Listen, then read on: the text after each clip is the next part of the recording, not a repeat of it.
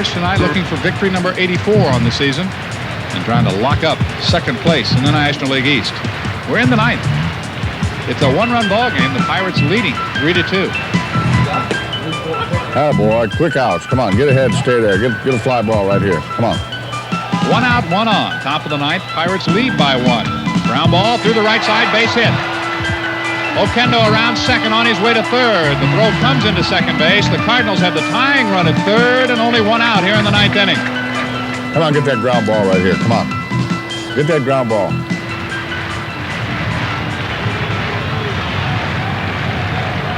Pitch, fly ball, center field. Van Slyke is there. Tagging is Oquendo. Here comes the throw. The tag at the plate, he's out, and the ball game is over. A double play to win the ball game. Andy Van Slyke threw it on the fly to home plate. He cuts down Jose Oquendo. LaValliere blocked the plate. He would not allow him to score, and the Pirates have locked up second place in the National League East for 1988.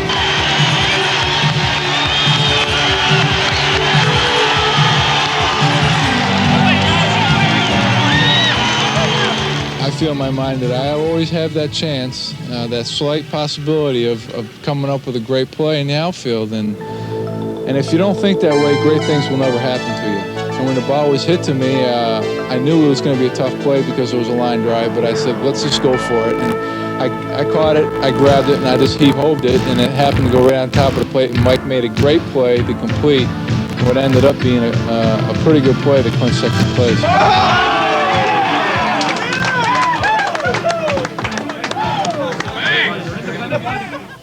The entire organization has something to be proud of. It's just too bad that all the people in the office and everywhere else don't get nice contacts like we get, because everybody's busted for this. I'm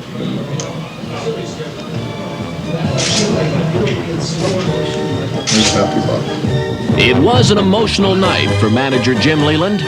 After all, in just 3 short years, he had seen his team climb from the basement of the National League East to contenders. Quite a contrast from 1985, when there was no talk of being in contention, only of a franchise that had hit rock bottom. Not only on the field, but in the hearts of its fans. And with the team up for sale, Pittsburgh was about to lose its Pirates. I guess it don't sound like much to anybody else, but to go from 756,000 people in the stands a year before we got here to break the all-time record, which I want to take this time to thank the fans, and they've been unbelievable. To just see what's happened here in a short period of time, it's unbelievable. I mean, it's almost overwhelming. What a remarkable turnaround. The Bucks were back, and the fans loved it. You might say the 1988 Pittsburgh Pirates were proud again.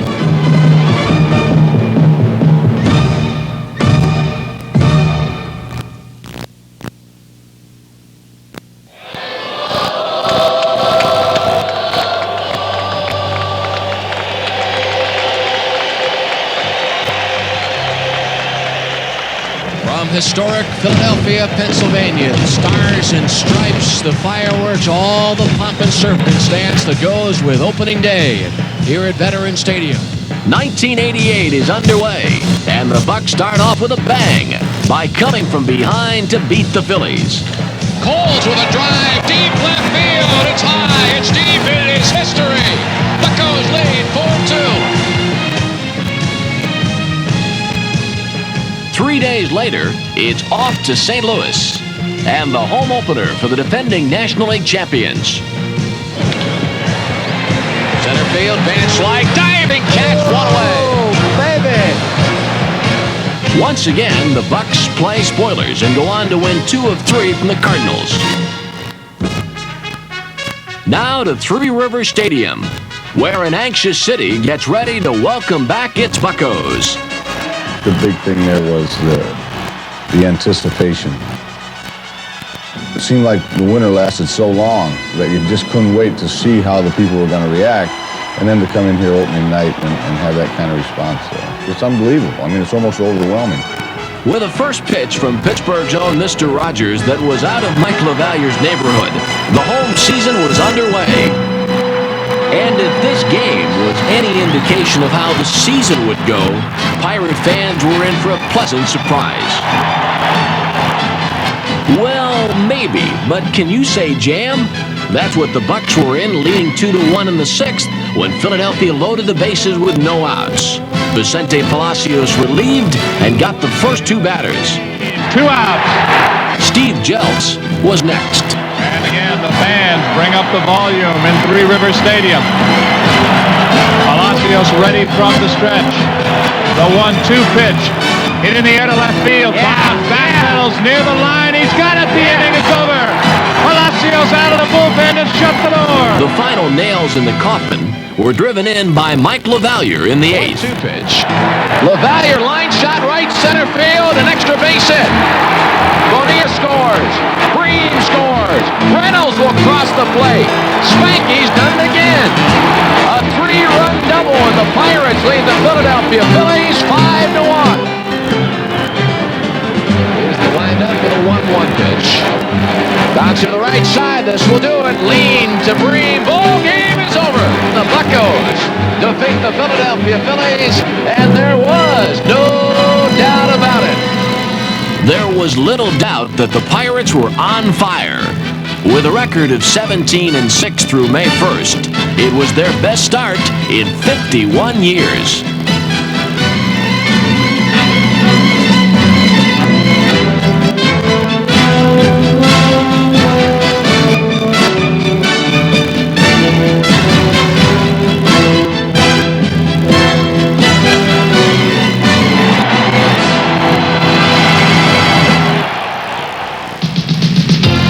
Pittsburgh Pirates, 1988, a team and a city that is trying to recapture the golden day. So the stage is set here in Three River Stadium. The Pittsburgh Pirates, the Shockers in the National League, against the Chicago Cubs on the game of the week. The Pirates were becoming big news. Big enough, in fact, for NBC television to return to Pittsburgh for the first time in years. And a national audience tuned in to watch the Pirates rally. So the bases are loaded. 1 out in the 8th. It is 4-3 Chicago. Van Slyke at third. Bonilla at second and Reynolds at first. 2 balls and 2 strikes with 1 out. Line drive, base hit into left center. In comes Van Slyke. Here comes Bonilla. The Pirates lead 5-4. The Pirates 1 out away from a big victory, albeit early in the year. For the Pirates, it would mark another bit of confidence, and the Parrot asking the crowd to stand up and bellow. 1-2, and this crowd on its feet. Boy, it's like the glory days have returned here. Ground ball to the hole. Belliard, a long throw. Got him. It's April on the field and October in the grandstand. That's the scene here at Three Rivers. And for Chicago, another bitter defeat. The national scene was being drawn to the '88 Pittsburgh Pirates, who with their sensational turnaround had become baseball's big story.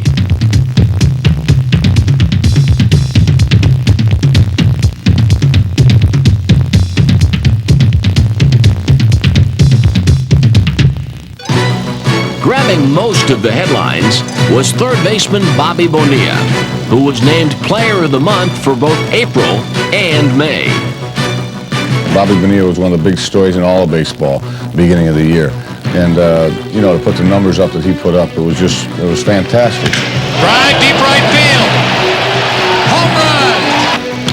Bobby with a drive to left field. Going back is Bradley on the warning track at the wall. The ball is gone. We've got a 5-5 ball game. And as he did last year for the first time, Lanny, one from the left and one from the right. He's like a heavyweight. If he doesn't hit you with a left, he'll pound you with a right. It was Bonilla's knockout punch that practically carried the Pirates through much of the first half of the season. Fans everywhere took notice and elected Bobby Bo as the National League starting third baseman in the All-Star game.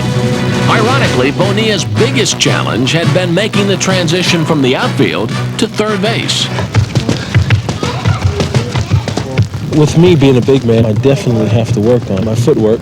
I cannot catch a ball and throw like I'm in right field. Working alongside Bonilla was first base and infield coach Tommy Sant. Yeah, right there. So you didn't go charge that blind, but you moved a little bit. All right, that's all. You move a little bit. Get rid of it. Babe, good footwork. But it doesn't do you any good as soon as the ball's hit to get down, let it come to you. That's what I do. That's why I don't get to the corner. That's when you get to the bad hop. To Bobby's credit, he's worked very hard at third, and he's improved 100%, and he's going to get a lot better yet, I believe. Keep this closed when you throw. Atta babe. Yeah, I'll take 5 on that one. Bonilla's hard work paid off early on as he sizzled at the hot corner. Breaking ball. Bobby has it in fair territory, rights himself and throws him out. Oh boy, that's as good as you'll see right there. Woo! But as the summer of '88 began to heat up, Bonilla's play, both in the field and at the plate, cooled off. In fairness to him, you know, he had a little bit of a slump, but he carried this ball club for so many days. He had an outstanding season overall. Outstanding indeed. Bobby Bowe drove in 100 runs in '88 and set career highs in 8 offensive categories. He also broke his own Pirate record for most home runs by a switch hitter with 24, a total that tied him for second on the club with Barry Bonds. Here's the next pitch. Bonds swings on a drive, right field, go ball, get out of here, it is gone! This is almost too good to be true. Barry Bonds with a pinch hit home run and a standing ovation for Barry. In just his second full season in the majors, Bonds continued to blossom into one of baseball's most talented players. Barry hit .283, scored 97 runs, and hit 8 home runs, leading off the first inning. Barry Bonds, for the 16th time in his career, has led off a first inning with a home run. All that, despite being hampered by a knee injury sustained while making this remarkable catch in mid-June. What a great play by Bonds, and Barry appears to be shaken up. Still, Bonds and Bonilla together stung the opposition as Pittsburgh's version of the Killer Bees.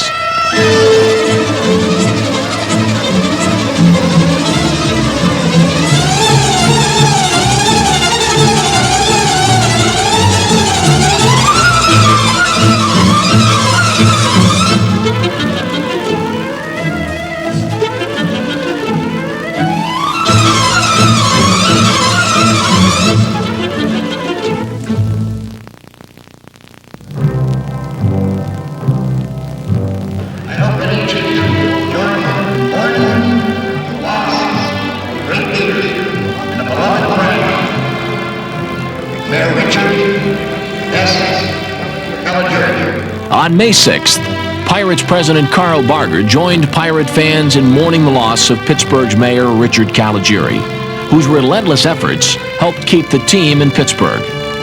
With his untimely death caused by the rare disease amyloidosis, the Pirates lost perhaps their biggest fan and most loyal supporter. In honor of the late mayor, the team dedicated the 1988 season to his memory. Appropriately, that night the Pirates beat the Padres, winning on Sid Bream's homer in the bottom of the 12th. It's gone, home run, the Pirates win.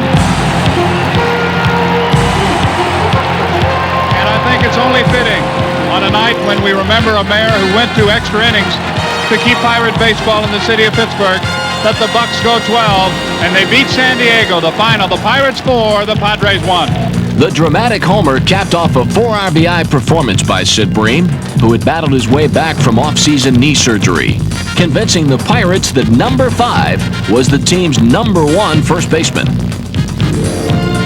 After early season challenges for the starting job, Bream again earned regular status on Jim Leyland's lineup card, and in one stretch in June shared Player of the Week honors with San Francisco's Will Clark. Bream had an even stronger season defensively, with a sparkling .995 fielding percentage, second in the league.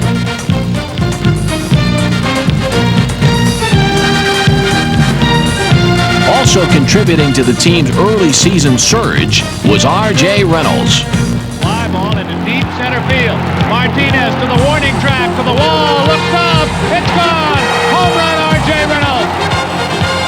has had a number of clutch hits in key situations throughout the season. His 11 pinch hit RBIs tied him for second in the majors. In addition, he swiped 15 bases in 17 tries. And as always, showed his versatility in the field with a more than capable glove. Catcher Mike LaVallier's glove was a welcome sight for Pirate pitchers. A true student of the game, Spanky knows what it takes to keep the opposition off balance. He's a mistake-breaking ball hitter. I mean, every now and then he'll clobber a hanging slider or, a hanging curveball or something like that. So you just keep the ball down. Strawberry running. Here's the throw. On target and in time. He's out. Though known for his great defensive skills, LaValliere also gunned down opposing clubs with his bat, leading the team in hitting with runners in scoring position at .337. LaValliere's 4 for 4, and the Buccos. LaValliere's role became even more important when Junior Ortiz, while making a hustling play on July 27th in St. Louis, suffered a broken collarbone.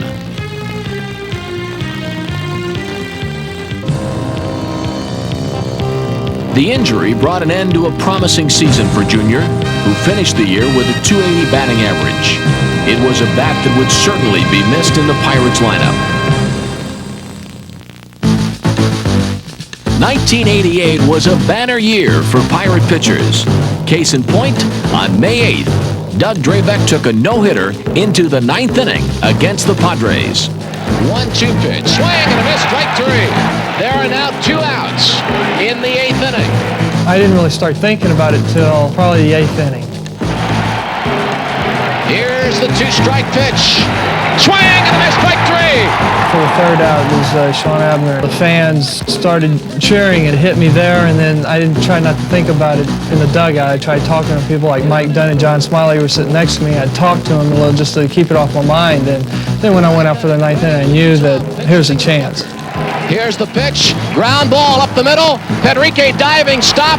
His throw to first base not in time. He throws the ball over the head of Sid Bream. It'll be a base hit for Randy Reddy, and that breaks up the no-hitter. But Doug Drabek with a no-hitter through 8 innings here this afternoon, and he'll get a standing ovation. It was exciting. It didn't happen, but, who knows in the future. The future sure looks bright for Doug Drabek, who won 10 of his last 12 decisions and led the staff with a career-high 15 wins. Winning came easy early in the season for Brian Fisher, who won his first 4 decisions. But a shoulder injury would soon force him onto the disabled list. My shoulder would bother me since the middle of May, and I feel strong one time and I feel weak the next time, and I know I would have been more of a contributor to the team. It was real disappointing. Despite hurting, Fisher came back and contributed some strong performances out of the bullpen. In 11 relief appearances, he was 2-0 with a 0.78 ERA. Well, he'll get a lot of high fives for the way he pitched tonight. After a spectacular rookie season, Mike Dunn's sophomore year proved to be frustrating. Dunn's an excellent pitcher, and maybe there was something for him for the sophomore jinx, I don't know, but we have big plans for him. We like him a lot. Dunn also spent nearly a month on the DL early in the season. Making big strides on the mound was 31-year-old Bob Walk, who put together his best season ever. Walk showed great command of his pitches, but it wasn't always that way. I saw Bob Walk years ago in the minor leagues when I managed in AAA when he was pitching to Oklahoma City. I think the comparison is night and day. Bob Walk was a big, strong kid that could throw a ball through a wall, and sometimes that's where he threw it. But Walk refined his skills under the guidance of pitching coach Ray Miller. For the first time in life, Bob Walk stopped trying to throw every pitch so that the hitter could not make contact. Once that happens, you become a pitcher, and it's really been helpful to him and helpful to me. And helpful to the Buccos. Walk won 12 games and earned himself a spot on the National League All-Star team. He's a professional. He knows what it's all about. He's a tough competitor and definitely an asset to our ball club. Fireballing John Smiley was also proving valuable to the Bucks.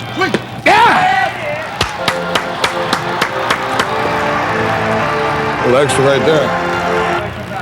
How about Johnny?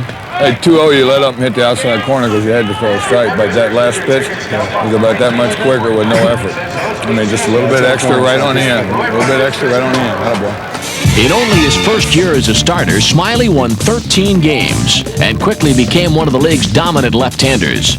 John already had an overpowering fastball, but his key to success was the development of a changeup and a curveball, which helped keep hitters guessing wrong. Swing and a miss, strike 3. John Smiley had some very impressive outings. He one-hit the Montreal Expos on June 3rd and threw a 2-hit shutout against St. Louis on September 21st. While John may seem quiet and reserved, once he takes the mound, he turns into one of the game's most fierce competitors. Brooks should hit him, and now Brooks charges the mound. Smiley drops his glove and says, "Come on," and they're going at it. John Smiley and UB Brooks going toe-to-toe, and now but Smiley preferred strikeouts to knockouts, leading the team in Ks with 129. And as was the case with all pitchers, Ray Miller played a key role in John's success. Down in the strike zone right here, in and out, change speeds, give me a ground ball. Take one hit at a time from here on out. Just one hit at a time. Don't worry about the base running because we'll get you some more. Okay? Let's go. Miller's pitching philosophy is simple. Work fast, throw strikes, and change speeds. He also believes that for pitchers to perform at their best, they must be well-conditioned, both physically and mentally. Part of that preparation is the charting of pitches, recording what the Pirates throw and what the opposition hits. In addition, Miller gets information from advanced scout Dom Scala. Yes. Just play it. Yeah. Well, he's an up-the-middle hitter most of the time. As you can see here, he's gonna go up the middle a lot. And then, right after batting practice, I'll sit down and look at tonight's starting catcher and tonight's pitcher, and we'll go through the 9 people in the lineup. Once the game begins, both Miller and Jim Leland are in perfect sync, making certain that the pitcher, catcher, and the entire defense work together as a team. We're man on second. They're getting kind of wide out there, and he's kind of slow to the plate, so don't be afraid. You look for this.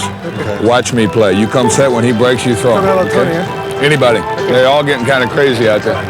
I think he's the best. I think the pitchers have total confidence in him, and he's done a great job for us. Did we get it straight, Ray? I think so. I hope so.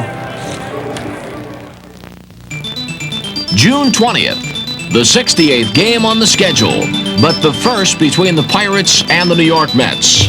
It was a matchup long overdue. The Bucks were 6.5 games back and anxious to get their first shot. But before they could meet the Mets, they were met by the media.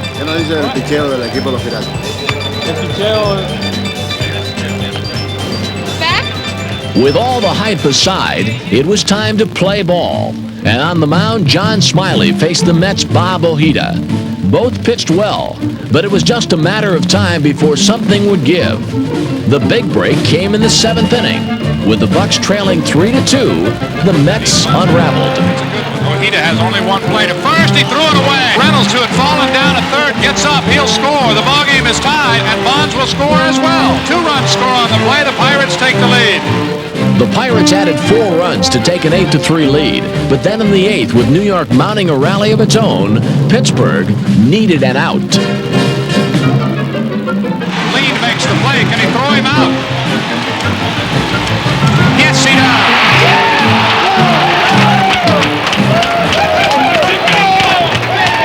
The Pirates went on to defeat New York 8-5, but their elation would be short-lived, because runs would be hard to come by the next 2 games. In the second contest of the series, after an intentional walk to Darryl Strawberry, Kevin McReynolds hit a grand slam to help down the Bucks 9-0. Dwight Gooden finished off Pittsburgh in the finale, throwing 8 scoreless innings in a 3-0 victory. It was enough to destroy the spirits of any team. But the '88 Bucks weren't just any team. They immediately went into Olympic Stadium and for the first time ever swept 4 games from the Expos in Montreal.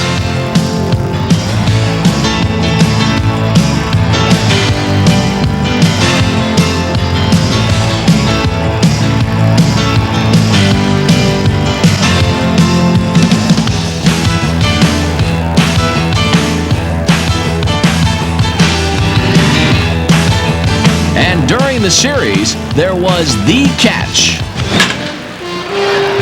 center field. Van Slyke is on the move. Andy diving catch in left center field. Oh, what a great play. That'll be on the highlight film. You can believe that. My first movement was to left center, and that really was the big reason why I caught the ball. I got a great first 2 steps on the ball, and I accelerated and never gave up on the ball. At the last minute, I knew there was no way I was going to catch the ball if I stayed on my feet, and the only chance I had, and I thought at the time was slim and none, was to dive, and I happened to dive in the right angle going back towards the Montreal bullpen and came up with the catch. It was a Gold Glove grab, one few others in baseball could have made. But with Andy Van Slyke, nothing is impossible. He plays the game the way it was meant to be played. In 1988, he hit .288 with 25 homers and 100 RBIs. Crossing the plate himself 101 times. He led the majors in triples with 15, the most by a Pirate in 44 years. Add to that 30 stolen bases and his selection to the All-Star team, and it's no wonder Andy was chosen by the Sporting News as the National League Player of the Year. He was also voted the most popular player by the fans and the most valuable Pirate player by his teammates. Incredibly, Van Slyke is never completely satisfied, always striving for something better. And there's no reason why, with the ability that God's given me, that I can't improve on the things that I don't do very well, and I'm going to make sure that I get better at those things that I don't do very well. His approach to the game is something like out of a Hitchcock movie. Known affectionately by his teammates as Norman, Andy is always psyched about the game he plays.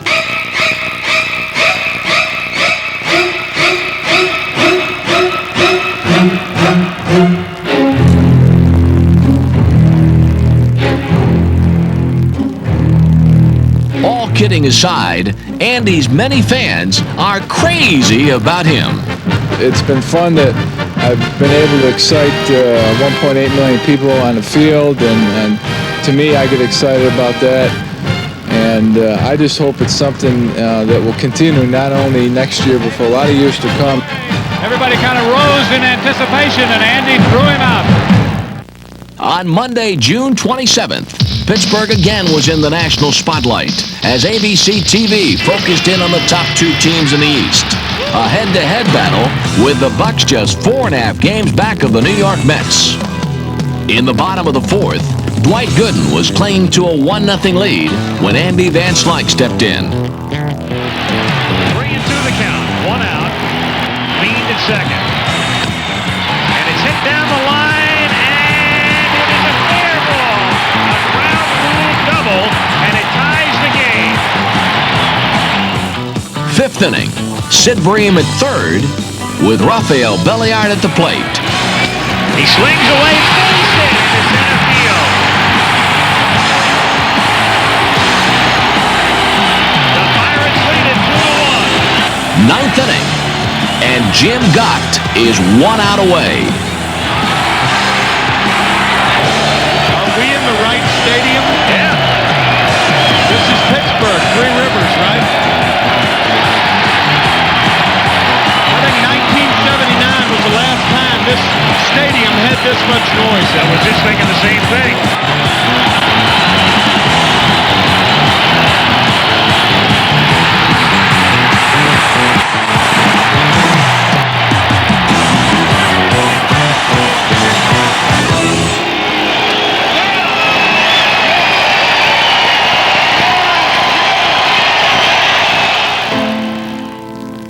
The following night, before a sellout crowd, the Mets turned the tables with 3 home runs and buried the Pirates 5-2. On Wednesday night, it was Pittsburgh that was on the offensive. Fastball grounded up the middle into center field, base hit. Belliard scores. Estradi around third. He'll head to the plate. He scores. It's 4-3. The Bucks are right back in it. Pitch to Van Slyke. Drive down the right field line. Strawberry to the warning track. That ball's gone. Home run, Andy Van Slyke. The Pirates take the lead. 0-1 pitch. Base hit. Center field. LaValliere scores. Here comes Belliard around third. Dykstra throw to the plate. It is not in time. The Pirates lead 7-6. Chico's done it again. the Pirates took the 7-6 lead into the top of the ninth, and a jam-packed Three Rivers rocked. Jim Gott retired the first two batters, then jumped in front of Howard Johnson, 1 ball and 2 strikes. At that moment, I felt my heart was beating a little bit too fast. Things were going a little bit too quickly. I did not want to make a mistake. I stepped off the mound. Called Spanky to come over. We got a chance to talk. I said, what do you want here in this situation? I felt for sure we were going to go with the slider. He wanted to throw a curveball. I said, no, I'd like to go with the slider, and we broke up. I went right back there. Still the heat of the moment, the heart still pumping, thinking slider the whole way, and Mike puts down a fastball. And instead of stepping off and understanding what he wanted to do there, I just got the fastball grip and threw an unconscious pitch. Fly ball, deep right field. Going back is Reynolds. It is gone, and we are tied 7-7. The Mets went on to win a heartbreaker, 8-7. Understanding the impact of what that one pitch did made me reflect even more how important it is for me to go out there fully concentrated and focused on what my job is, throwing each pitch with conviction. Jim Gott threw not only with conviction, but with heat. His fastball, clocked consistently at over 90 miles per hour, burned 76 batters in just over 77 innings. Gott ready? Here's the pitch. Gotcha! Strike 3, ball game's over. A breaking ball from Jim Gott. There was no doubt in Jim Leland's mind that Gott was his stopper. To work out of the bullpen, it takes an individual with a distinctive personality.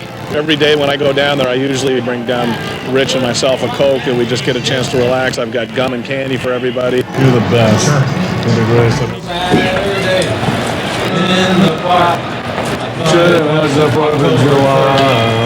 Early in the game, Jim is the life of the pen. But as his time nears, a transformation takes place. Now he's concentrating totally on the game, what the situation is, looking ahead to the hitters he might face. After warming up, the call is not far away as he and bullpen coach Rich Donnelly go over the hitters one more time. They got O'Malley first. They said just pound him in hard. They're going to throw a breaking ball. He said throw a hard one. He likes slow breaking balls. Imagine you're going to see Wally Johnson in there, too. Same way with him. He's a fastball hitter. Let's go, Jimbo. Jim Gott wrote himself into the Pirate record book by surpassing Kent Tekulve's single-season save record of 31. He finished the year with 34.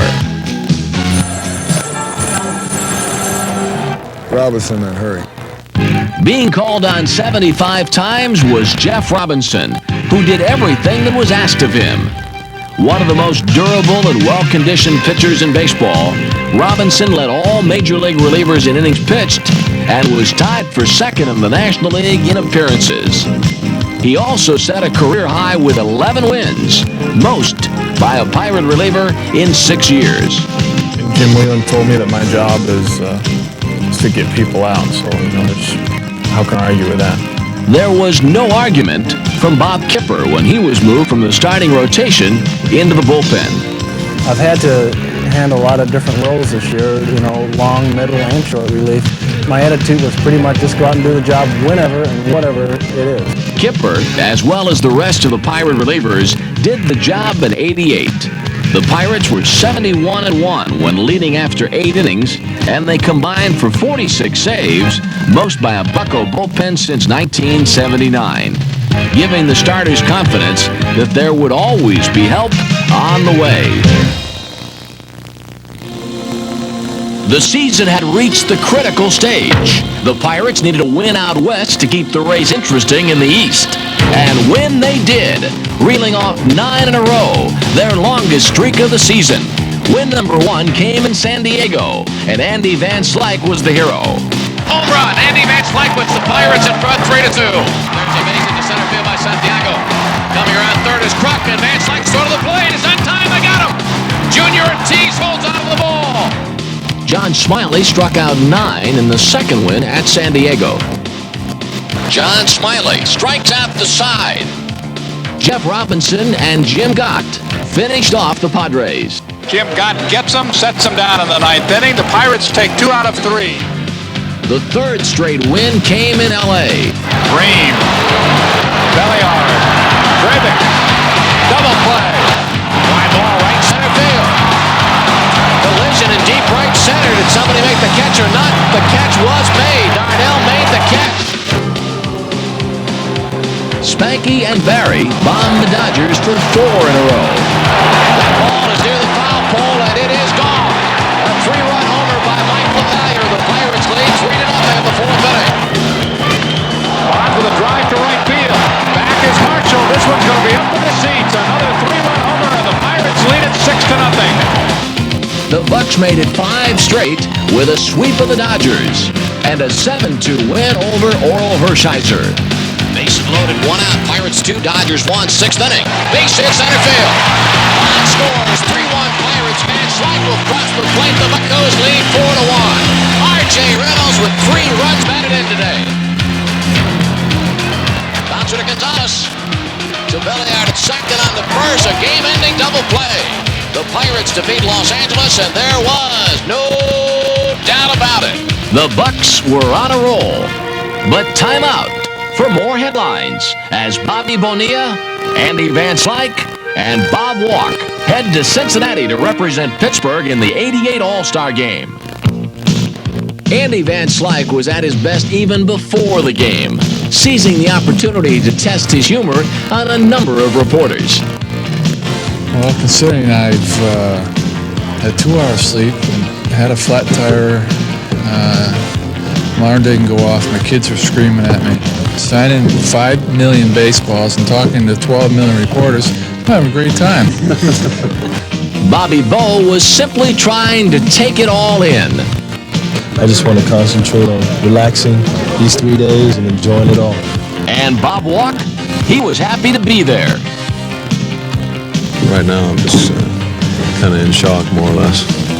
In the game, Walk pitched to just 1 batter, but did the job, getting the National League out of a jam. When I went out there, I was just kind of wanted to throw strikes and make the guy hit the ball. That's kind of like how I pitch usually, but that's what I wanted to do tonight. Bobby Bonilla started at third base for the National League, the first Pirate starter in 7 years. He played the entire game and turned in a solid performance.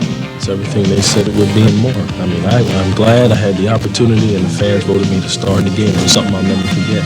Not surprisingly, Andy Van Slyke made an unforgettable catch late in the game. It was super. I haven't had that kind of adrenaline since the World Series in '85, and it was just a great feeling to be out there. It was opening day 2 back home in Pittsburgh, the start of the second half of the season, and the Bucks picked up where they left off, beating the Giants 9-2. Russell from the stretch. Van Slyke grounds it fair down the right field line. Bond scored easily. It's into the corner. Belliard will be waved around third. Van Slyke rounds second. He's on his way to third. There's no throw. And ball game is tied 2-2. Andy swings in the 2-0 pitch and a fly ball to center field. Brett Butler is going back. It's back on the warning track, and the ball's off the base of the wall. And Andy with 2 triples tonight and 4 runs batted in. The Pirates lead the San Francisco Giants 9-2. The Pirates made it 7 in a row when Bobby Bo broke a 5-5 tie in the 5th. Pitch to Bonilla. Swung on fly ball deep right field. Back is Maldonado. No chance. That ball's up in the seats off the facade. Bobby Bonilla gives the Pirates the lead. The following night, the Bucks pounded San Francisco 10-1 to make it 8 straight. He will score. Van Slyke goes to third. A 2-run single by Sid Bream. Coming on, Van Slyke quickly. Andy diving catch. He's done it again. Barry has the sign for LaValliere. Winds, kicks and deals. Ground ball to short. This should do it. Belliard throw to first base. That is not it. The ball game's over. The Pirates win their 8th in a row. It's 9 in a row. And a sweep of the Giants after Barry Bonds delivers with a dramatic 8th inning pinch hit home run. Go ball. Get out of here. It is gone. Barry Bonds with a 2-run homer, and the Pirates lead the San Francisco Giants 5-3. The 9-game winning streak was a clear reflection of manager Jim Leyland and how he was able to keep his Bucks believing in themselves throughout the long summer. Psychology plays a big part in Leyland's game plan, as does preparation. McGee's allowed to hit it anywhere. Charts that I got here show that show he's hit basically the right center and left center. You just got to make sure infielders don't play too deep. If they do, we don't be able to throw them Yeah, out. any high bouncer or stuff like that is a base hit. You got to make sure that Fermin doesn't get too deep at shortstop because he may catch the ball in the hole, but he's not going to throw any of those guys out. So make sure that he shortens up just a little bit so he gets any routine ground ball. They got to be out at first because it's going to be a bang-bang play if he's lazy with it at all. Make sure you tell Felix. There it is. Now turn it. Now turn it one time. Yes, sir. Hello, Chico. Nice play, buddy. Leland treats his players with the same respect he has earned from them. And the thing that impressed me most about Jim Leland is he treated me as a person first and a player second. And I respect that, and I respect that more about him than anything else. Bill, take that!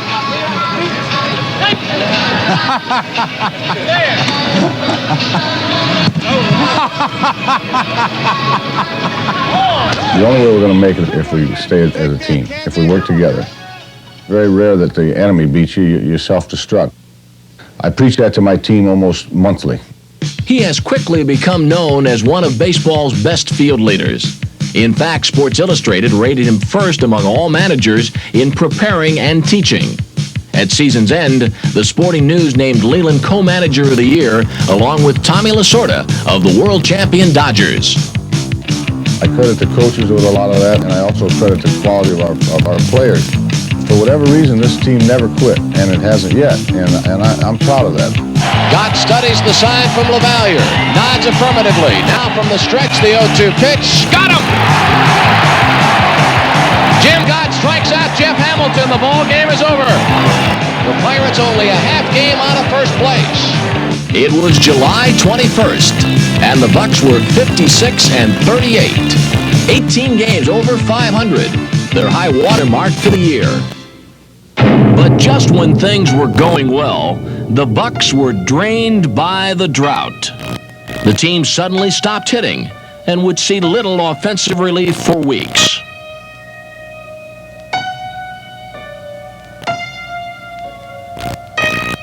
It was an inopportune time to be playing the Mets. In the next 8 encounters against New York, the Pirates would score just 3 runs or less in 7 of those meetings. He records the last out. His homer, 1 for the Mets. 1-0, the final. The dog days of August were taking their toll on the young Bucks. August 19th, Mike Diaz is traded to the Chicago White Sox for outfielder Gary Redus, and some of the Pirates say goodbye to Rambo.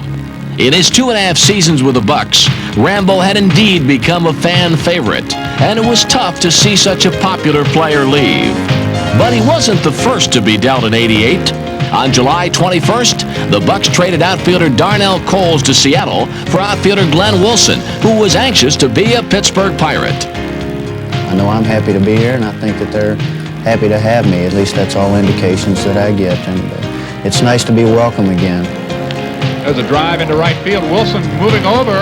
He makes a diving catch. He's got a chance to double him off at first. They will do it with ease. A double play, a brilliant play in right field by Glenn Wilson.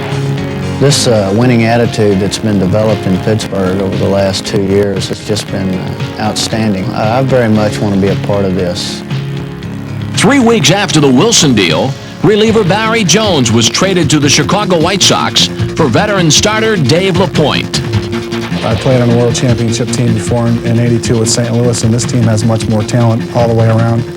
A good manager and good coaches that try and help you out. Not only can they win 1 year, everybody's so young that I've said it earlier, this could become a dynasty here. LaPointe's addition to the rotation brought a different look to the staff from the left side of the mound.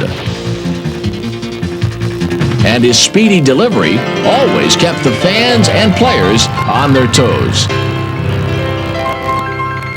The Bucks obtained infielder Ken Oberkfell from the Braves on August 27th, giving them an experienced bat off the bench. Ground ball, base hit right field. Here comes Belliard around third. Up with the ball is Strawberry. The throw to the plate is not in time. Belliard scores, and it's a 3-3 ball game. Kenny Oberkfell with a pinch hit single to right field to tie the game up. When Bobby Cox came in to me and told me I'd been traded to the Pirates, I thought I had a new lease on life. I was very excited about the trade, and this is a good club to be in. Though the club would never get closer to the top spot in the East, it did have to hang tough in the final month of the season in order to secure second place. And the scrappy Bucks battled all the way.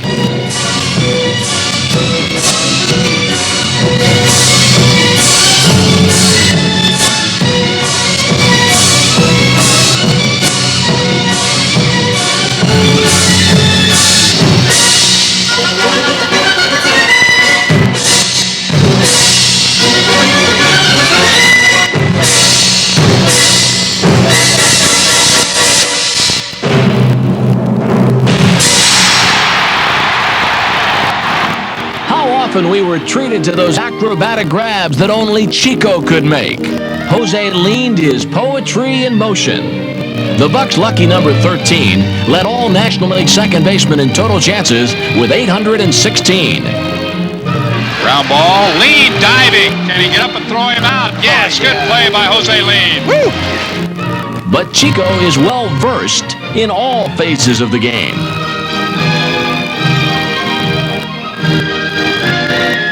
Jose Lean is sure to be a safe fixture at second base for years to come. Though there was no real fixture at shortstop, Rafael Beliar did play in over 120 games in '88, leading all National League shortstops in fielding percentage, the first Pirate shortstop to do so since 1980. Also spending time at short were Al Pedrique and Felix Fermin, who hit .294 in the last month of the season.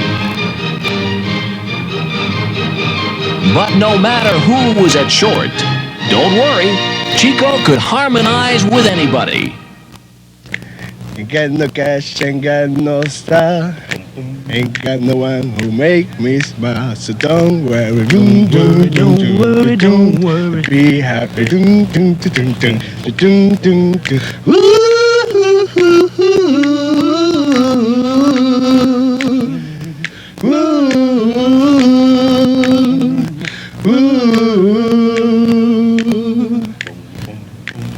If you find you have some trouble, don't you worry, you'll make it double. Don't worry,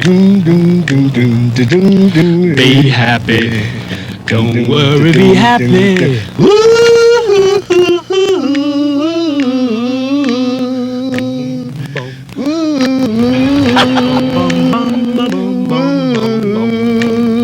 One more thing, guys. Be happy.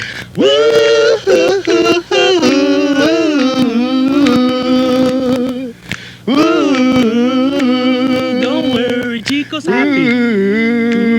Don't worry, be happy.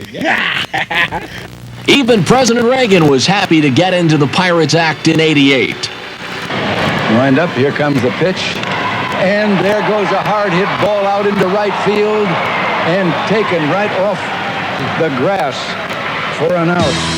The Bucks were glad to see a number of other players make some noise in '88. John Cangelosi, despite spending some time on the disabled list and in Buffalo, hit .344 after his recall from AAA in early August. Other young players heard from included Orestes de Estrada, Benny DiStefano, Denny Gonzalez, and Tom Prince. And there were young pitchers like Randy Kramer, Morris Madden, Scott Medvin, and Rick Reed. On November 7th, 1988, the Pirates announced their new senior vice president and general manager of baseball operations. I would like to introduce to you Mr. Larry Doty.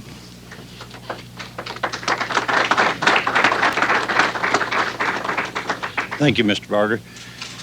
I'm very pleased to be a part of the Pittsburgh Pirates. Doty had been the team's interim general manager following Sid Thrift's dismissal in early October. Obviously, Sid Thrift is and was a great baseball mind. He made many significant contributions to our organization and where we are today. I would not purport to minimize those in the slightest. At the same time, there was considerable areas of disagreement relative to Sid's definition of what his job was. We tried to resolve that. We spent the better part of a year trying to resolve that. But the differences were very significant. We felt that we had to build a team where each member of the team could do their job, and that did not pose a threat to anyone else. Sid looked at it in a different way. It led to the ultimate decision, and it was a tragic decision because it put a taint in what was otherwise a marvelous year for the entire organization. Doty spent 17 years with the Cincinnati Reds and is well respected for his ability to evaluate talent, and he shares many of Thrift's ideas. First of all, I found the philosophy of how the Pittsburgh Pirates approach baseball to be consistent with what I believed. My simple philosophy in baseball is look for good athletes, develop them through your farm system, try to find the type of athletes that are built on speed and power. Well, we certainly are on course, and as a matter of fact, I personally don't think we've skipped a beat. And what we set out to do early on was create something that would keep baseball in Pittsburgh for generations to come. The Pirates have certainly generated a new enthusiasm for baseball, as evidenced by record-breaking numbers in 1988. 3 sellouts during the season, including the largest crowd ever to see a baseball game in Pittsburgh on opening night. The largest 3- and 4-game series crowds ever. 21 crowds of over 30,000. And on September the 8th, the Bucs surpassed their previous single-season attendance record set back in 1960. And for the year, a total of 1,865,713 fans passed through the turnstiles at Three Rivers. But most of all, there was great play on the field, reflected in some individual postseason honors handed out to the likes of Jim Leland, the Sporting News National League Co-Manager of the Year, Mike LaValliere, Sporting News National League All-Star Catcher, Bobby Bonilla, Sporting News National League All-Star Third Baseman and Silver Slugger, and Andy Van Slyke, the Sporting News National League Player of the Year and Silver Slugger. And the team as a whole finished in second place in 1988, its highest finish since 1983. The 85-75 record was the club's best since 1979. Some have referred to the Pittsburgh Pirates as baseball's version of the Chrysler story. But to their fans, the Bucs are simply a team that has earned back respect and admiration. A serious contender in the National League East. A team that is truly proud again. Lead at second, Van Slyke at first, 4-3 Pirates, 7th inning. Bobby swings and drives deep to right field. There's no doubt about it.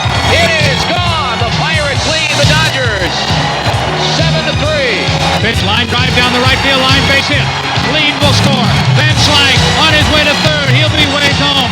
Reynolds at second base, headed for third. He's there with a 2-run triple. The Pirates lead at 3-1. There's a fly ball into right center field, moving over Van Slyke, and a running grab by Andy, leaping at the last second to haul it in. Just another Van Slyke gem. The pitch, a line drive, speared by Chico Lean as he leaps in the air at second base. Lean takes a hit and maybe a run away from the Braves with a great play at second base. Fly ball into shallow center field. Wilson coming on, and a diving catch by Glenn. The inning is over. Pitch to him high in the air, deep to right field. Gwynn to the warning track.